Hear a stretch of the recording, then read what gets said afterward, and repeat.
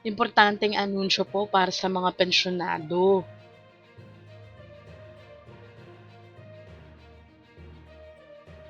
Alam niyo po ba na naglabas ng mahalagang paalala ang Social Security System or SSS sa mga pensioner hinggil sa Annual Confirmation of Pensioners or ACO program na kailangang maisagawa upang magpatuloy ang pagtanggap ninyo ng buwanang pensyon.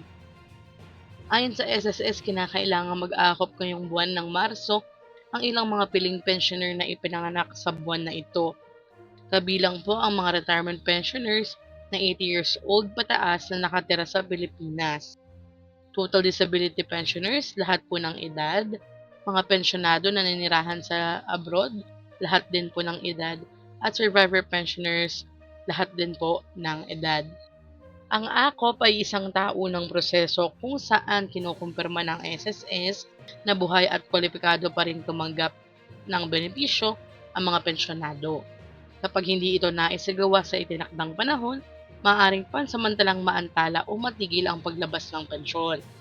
Pinapayuhan po ang mga pensioner na mag-set ng appointment gamit ang inyong My.SSS account upang mas mabilis at maayos ang proseso ng compliance.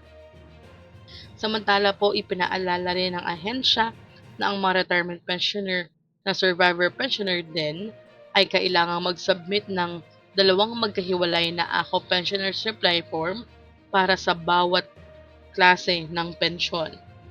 Iginiit po ng ahensya na mahalagang sundin ang prosesong ito upang matiyak ang tuloy-tuloy na pagtanggap ng pensyon ng mga senior citizens at benepisyaryo na umaasa sa buwan ng pensyon na ito.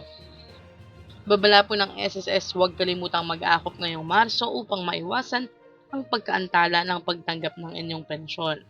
Para po sa ibang impormasyon, puntahan lang po ang link na ito mula mismo sa SSS website. Ilalagay ko rin po sa comment section. Ito yung www.ss.gov.ph/comply-2-the-acop-program. Hanggang dito na lamang po muna. Ito ang Shaz Infos and Updates. I-like, share, and subscribe para kayo po ay updated. God bless po and have a nice day.